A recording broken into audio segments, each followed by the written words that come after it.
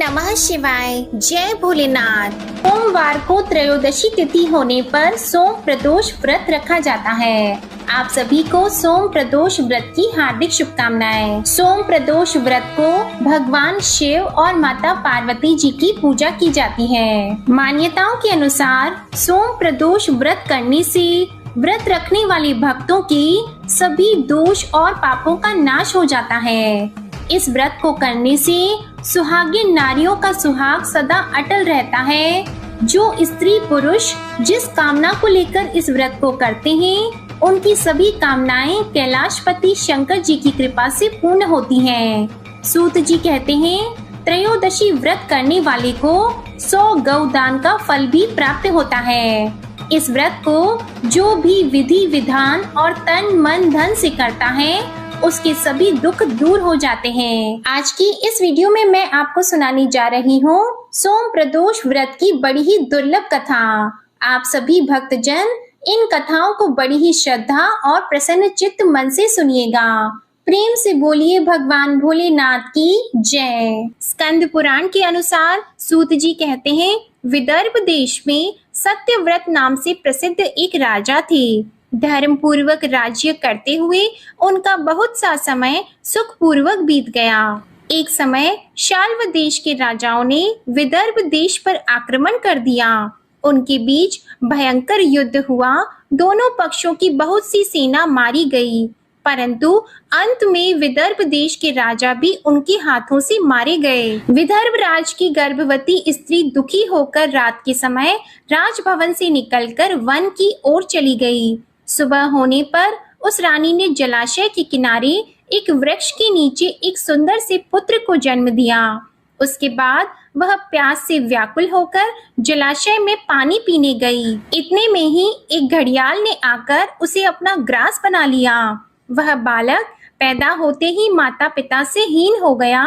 जब वह नवजात शिशु वृक्ष के नीचे पड़ा हुआ जोर जोर से रो रहा था, उसी समय भगवान भोलेनाथ की कृपा से वहां पर एक उमा नाम की ब्राह्मणी पहुंची। वह अपने 1 वर्ष के बालक शुचि व्रत को गोद में लिए हुए थी। वह ब्राह्मणी बहुत ही गरीब और विधवा थी। वह भीख मांगकर अपना गुजारा करती थी। उस बालक को रोते हुए देखकर उसने मन ही मन सोचा कि यह तो बड़ी हैरानी की बात है कि यह नवजात शिशु जिसकी अभी तक नाल भी नहीं कटी है, यहाँ पर पड़ा हुआ है। इसकी माता कहाँ चली गई? जब वह ब्राह्मणी सोच में डूबी हुई थी, उसी समय वहां से एक सन्यासी गुजरे। वह ऐसे जान पड़ते थे मानो साक्षात शंकर भगवान हो। उन श्रेष्ठ भिक्षु ने उस स्त्री से कहा, हे ब्राह्मणी, तुम इस बालक की रक्षा करो, इससे तुम्हें परम कल्याण की प्राप्ति होगी। इतना कहकर वह दयालु भिक्षु वहां से चले गए। उनके जाने के बाद ब्राह्मणी ने उस बालक को लेकर अपने घर की ओर प्रस्थान किया। वह ब्राह्मणी एक चक्र नामक नगर में निवास करती थी। ब्राह्मणी ने उस बालक का अपने बेटे के समान ही पालन पोषण किया और उसका नाम धर्मगुप्त रखा। वह भिक्षा के अन्न से ही अपने पुत्र और राजकुमार दोनों को पालने लगी। एक दिन वह ब्राह्मणी उन दोनों बालकों को साथ लेकर भीख मांगती हुई देव मंदिर में चली गई। उस समय वहां पर शांडिल्य मुनि पधारे हुए थे। शांडिल्य मुनि को देखकर ब्राह्मणी ने उन्हें प्रणाम करके पूछा, हे ब्राह्मण, एक सन्यासी के कहने पर मैं इस बालक को अपने घर ले आई हूँ। अभी तक मुझे इसके कुल का पता नहीं चला, फिर भी मैं अपने पुत्र की तरह ही इसका पालन पोषण करती हूँ। आप ज्ञान के नेत्रों से देखकर मुझे बताने की कृपा करें कि यह बालक किस कुल में उत्पन्न हुआ है और इसके माता पिता कौन है।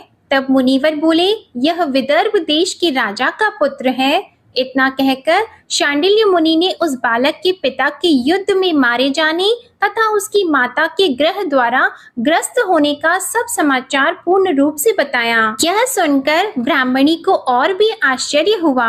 फिर उसने प्रश्न किया कि हे महामुनि, वह राजा सभी भोगों को छोड़कर युद्ध में क्यों मारे गए और इस बालक को यह दृढ़ता कैसे प्राप्त हुई? यह अपने राज्य को कैसे प्राप्त करेगा? यह तो मेरे पुत्र की तरह भिक्षा के अन्न से ही जीवन निर्वाह करता है। इसकी दरिद्रता के निवारण का क्या उपाय है? तब शांडिल्य मुनि बोले, इस राजकुमार के पिता विदर्भ राज पूर्व जन्म में पांडे देश के राजा थे। एक दिन प्रदोष काल में राजा बड़ी भक्ति भाव से त्रिलोकीनाथ महादेव जी की आराधना में मग्न थे। उसी समय उनके नगर में बड़ा भारी कोलाहल मचा। उस शोर को सुनकर राजा ने बीच में ही भगवान शंकर की पूजा को छोड़ दिया और राजभवन से बाहर निकल गए।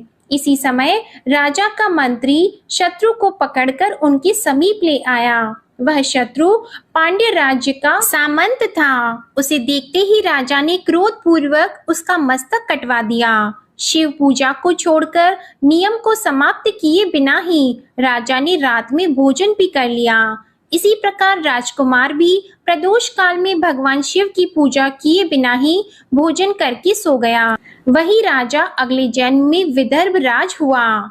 शिव पूजा में विघ्न होने के कारण शत्रुओं ने उसके सुख भोग के बीच में ही मार डाला।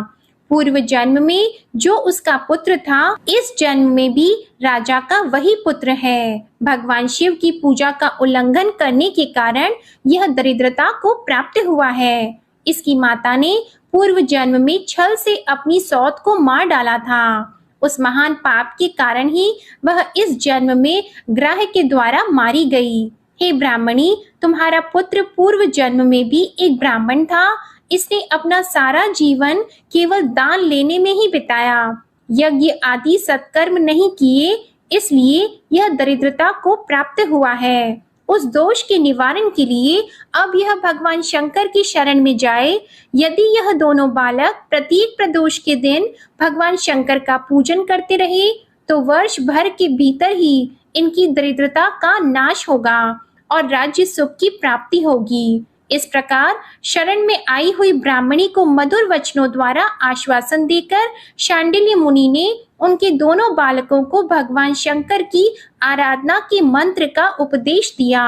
उसके बाद ब्राह्मणी अपने दोनों बालकों को लेकर वहां से चली गई।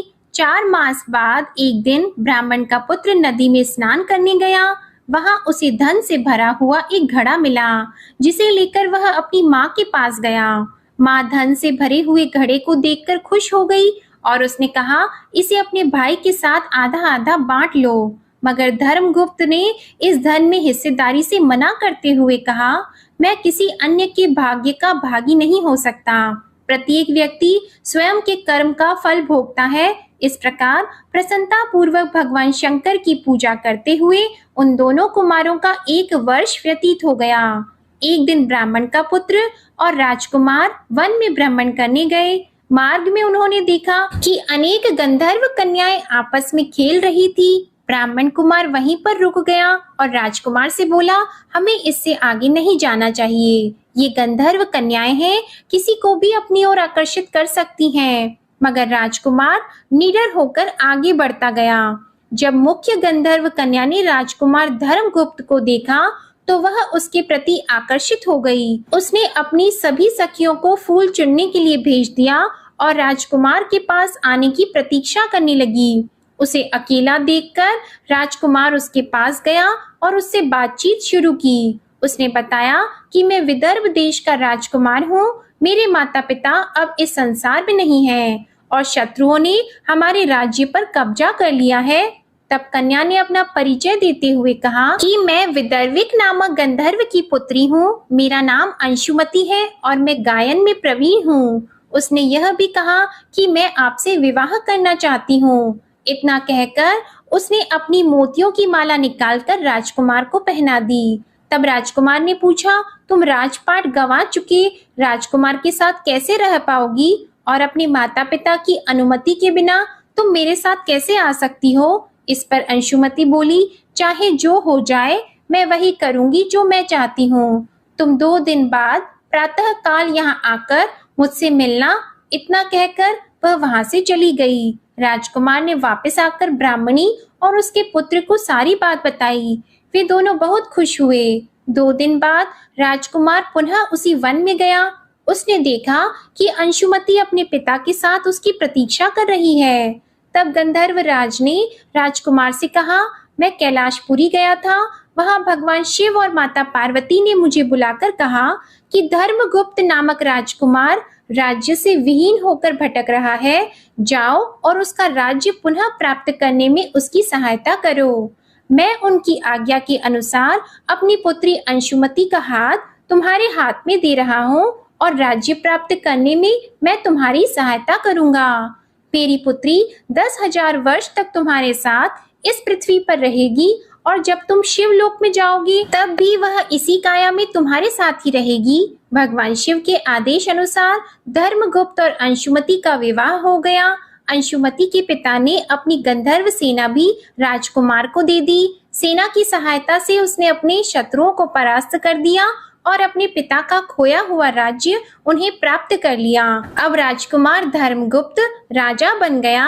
उसने अपने बुरे दिनों में उसे पालने वाली गरीब ब्राह्मणी को राजमाता का दर्जा दिया और शुचिव्रत को अपना छोटा भाई माना। इस प्रकार नियमित रूप से प्रदोष व्रत करने से ब्राह्मणी, उसके पुत्र शुचिव्रत और राजकुमार धर्मगुप्त को धन धान्य तथा सुख संपत्ति की प्राप्ति हुई। सूत जी कहते हैं कि जो मनुष्य प्रदोष व्रत की इस पुण्यमयी महात्म्य को एकाग्रचित होकर सुनते हैं अथवा पढ़ते हैं, उन्हें 100 जन्मों तक कभी दरिद्रता नहीं होती और अंत में वह ज्ञान के ऐश्वर्य से युक्त होकर भगवान शंकर के परम धाम को प्राप्त होते हैं।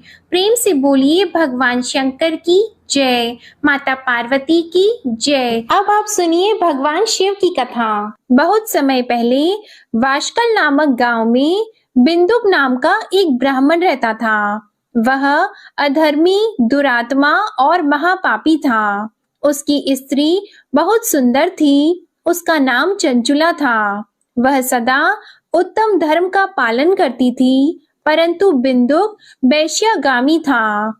इस तरह कुकर्म करते हुए बहुत समय व्यतीत हो गया। उसकी स्त्री काम से पीड़ित होने पर भी सधर्म नाश के भय से क्लेश सहकर भी काफी समय तक धर्म भ्रष्ट नहीं हुई, परंतु आगे चलकर वह भी अपने दुराचारी पति के आचरण से प्रभावित होकर दुराचारी और अपने धर्म से विमुख हो गई।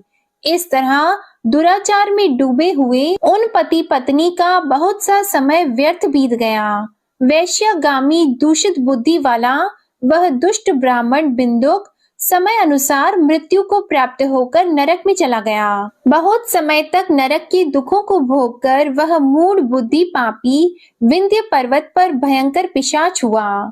इधर उस दुराचारी बिंदुक के मर जाने पर वह चंचुला नामक स्त्री बहुत समय तक पुत्रों के साथ अपने घर में रहती रही।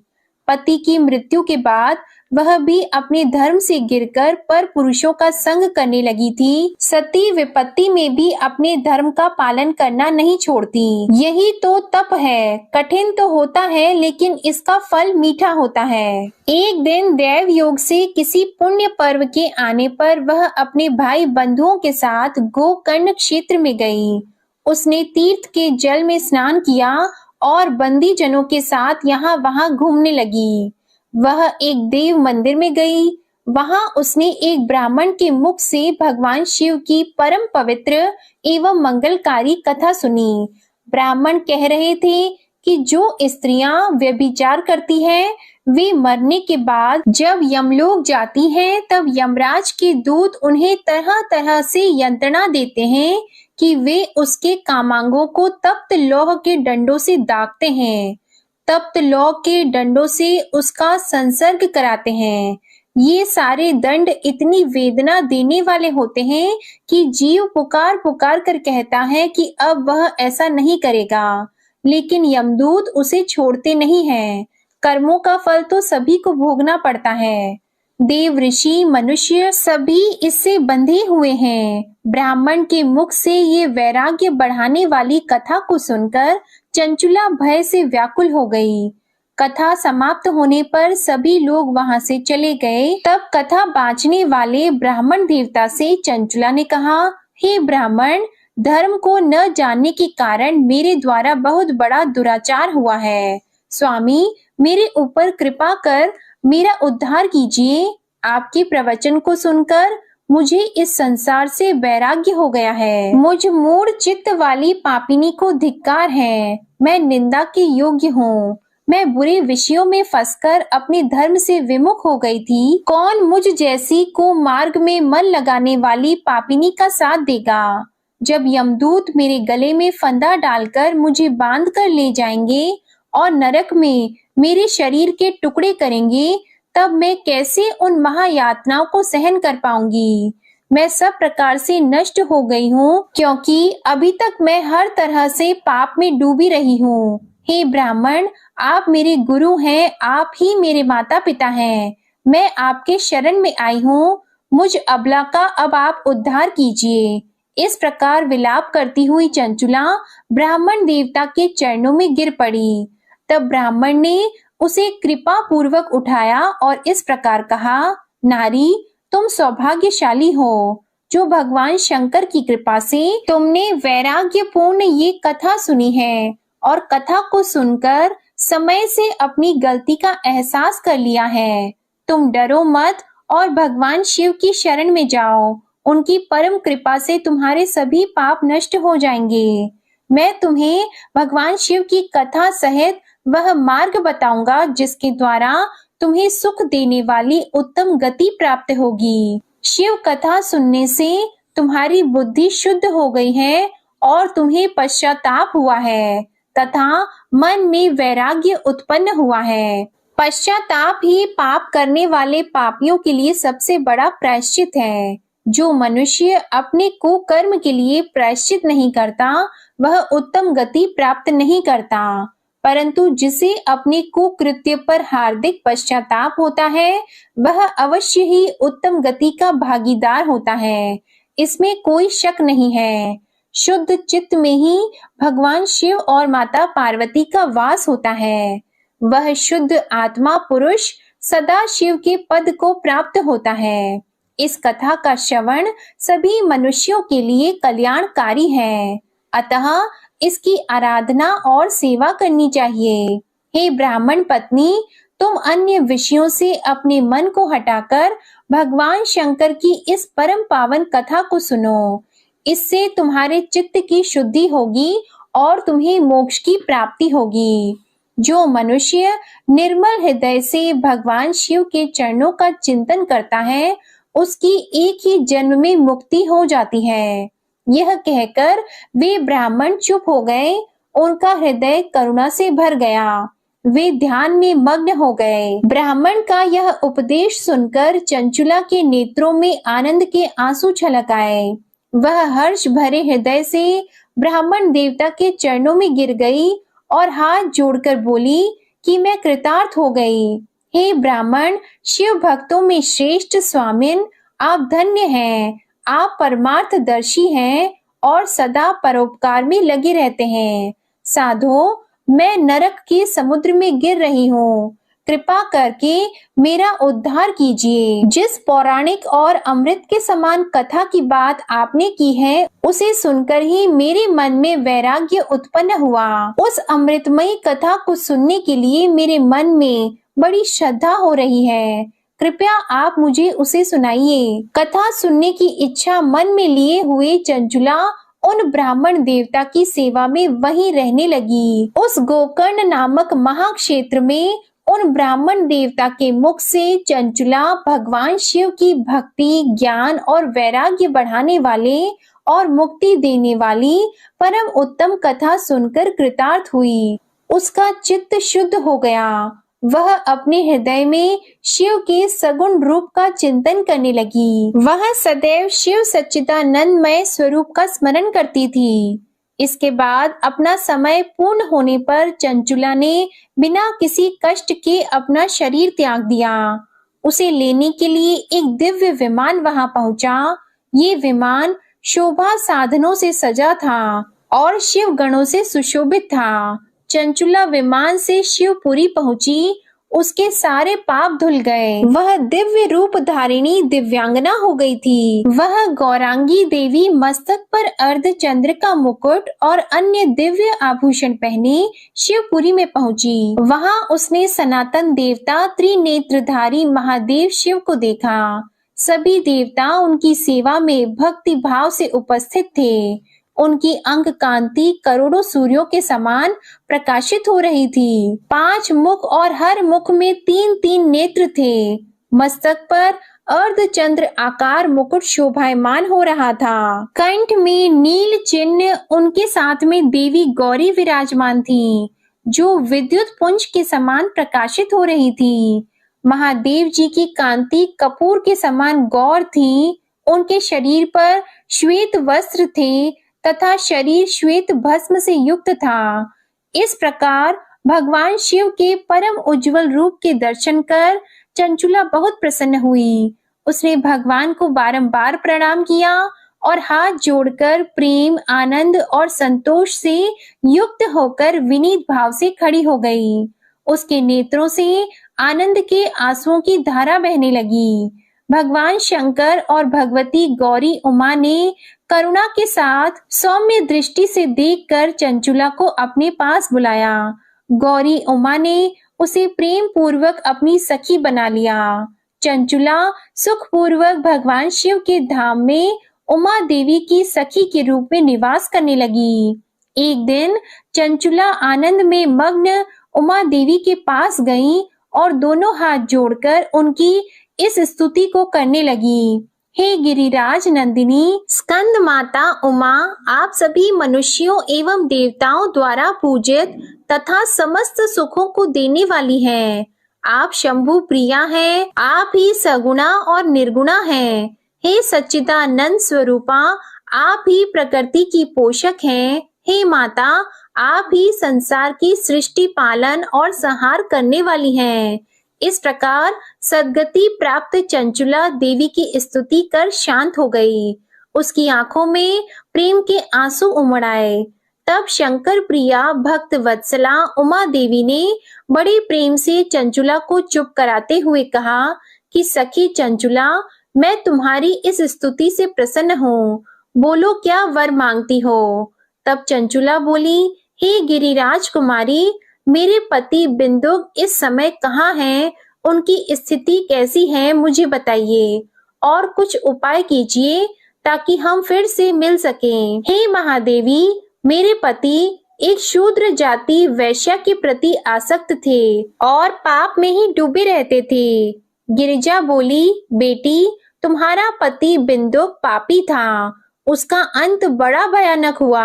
वैश्या का उपभोग करने के कारण वह मूर्ख नरक में अनेक वर्षों तक अनेक प्रकार के दुख भोगकर अब शेष पाप को भोगने के लिए विंध्य पर्वत पर पिशाच की योनि में रह रहा है और वह दुष्ट वहीं वायु पीकर रहता है और सब प्रकार के कष्ट सहता है।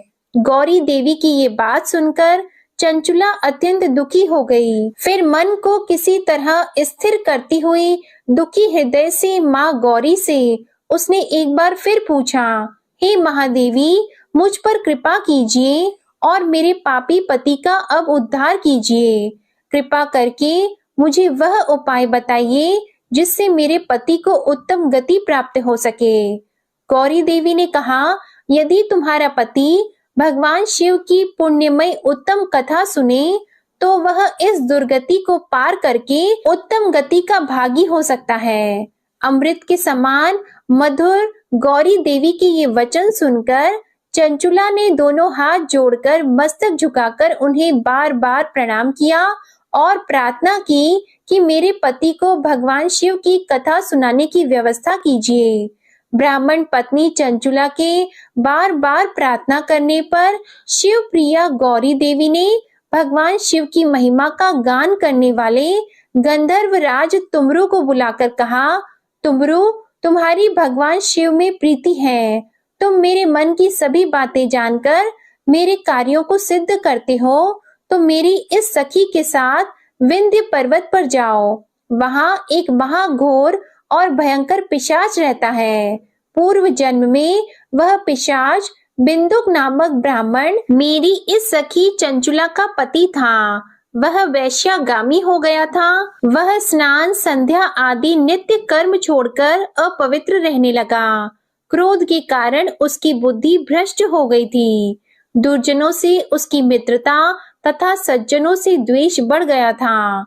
वह अस्त्र शस्त्र से हिंसा करता, लोगों को सताता और उनके घरों में आग लगा देता था। चांडालों से दोस्ती करता और वह रोज वेश्या के पास जाता था। पत्नी को त्याग कर दुष्ट लोगों से दोस्ती कर उन्हीं के संपर्क में रहता था। वह मृत्यु तक दुराचार में फंसा रहा। मृत्यु के बाद उसे पापियों के भोग स्थान यमपुरी में ले गए। वहां घोर नरकों को सहकर इस समय वह विंध्य पर्वत पर पिशाच बनकर रह रहा है और पापों का फल भोग रहा है।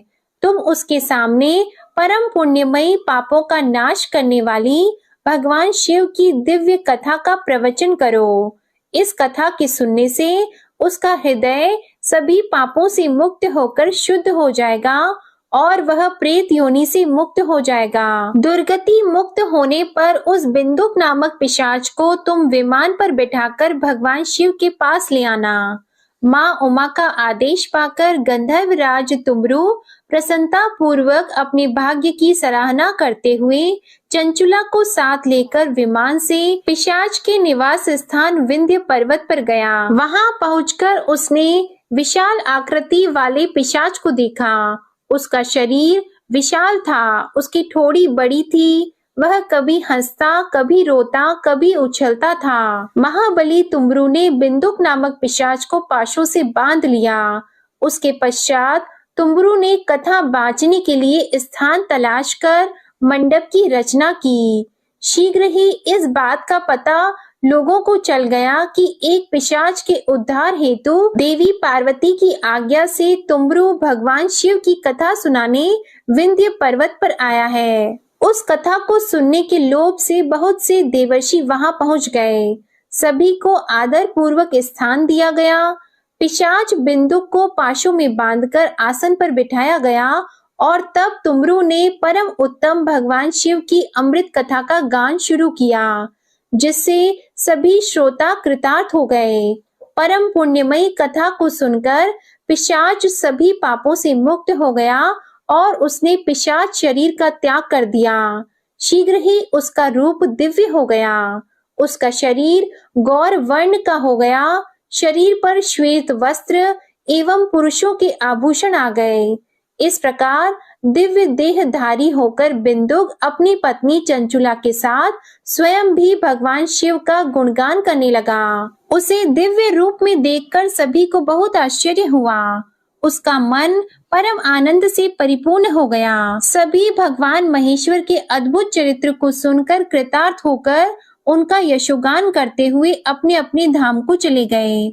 बिंदुक अपनी पत्नी चंचुला के साथ विमान में बैठकर शिवपुरी की ओर चल दिया। महेश्वर के गुणों का गान करता हुआ बिंदुक अपनी पत्नी चंचुला और तुमरू के साथ शीघ्र ही शिव धाम पहुंच गया। भगवान शिव, देवी पार्वती ने उसे अपना पार्षद बना लिया। दोनों पति पत्नी सुखपूर्वक भगवान महेश्वर एवं देवी गौरी के श्री चरणों में अविचल निवास पाकर धन्य हो गए। बोलिए उमा महेश्वर भगवान की जय। अब आप सुनिए प्रदोष व्रत की आरती। ओम जय शिव ओंकारा, स्वामी जय शिव ओंकारा।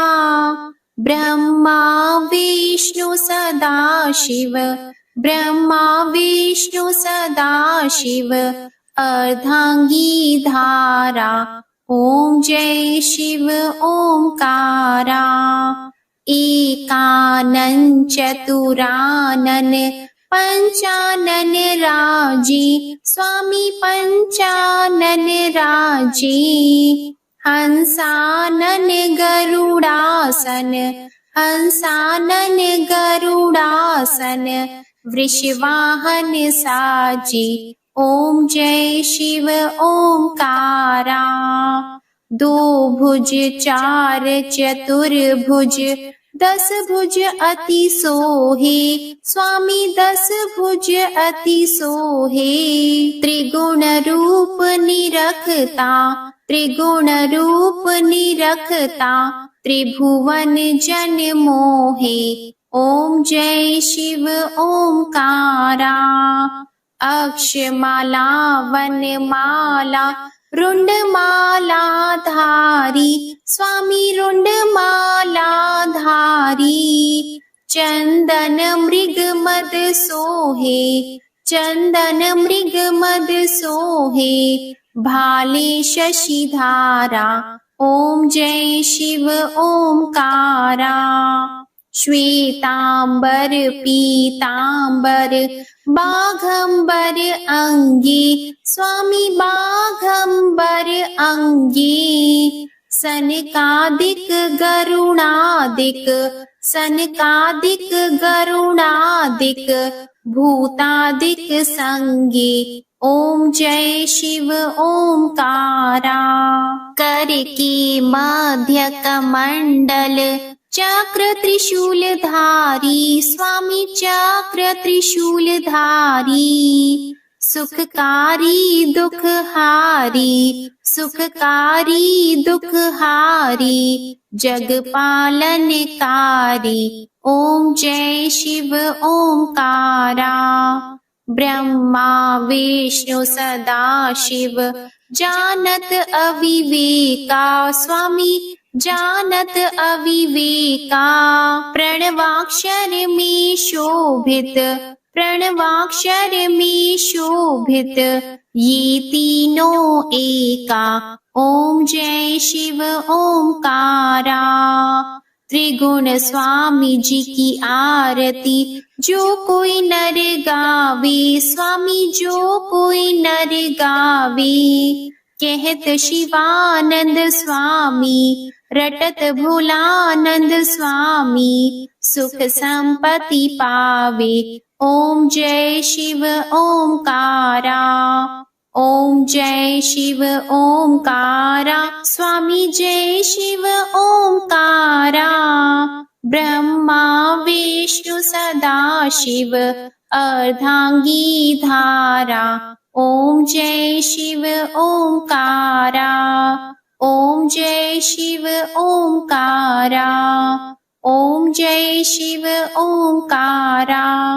प्रेम से बोलिए भोलेनाथ जी की जय। आपको ये कथा पसंद आई हो तो वीडियो को लाइक कीजिएगा और कमेंट में भोलेनाथ जी और माता पार्वती जी की जय जरूर लिखिएगा। जय भोलेनाथ। ओम नमः शिवाय।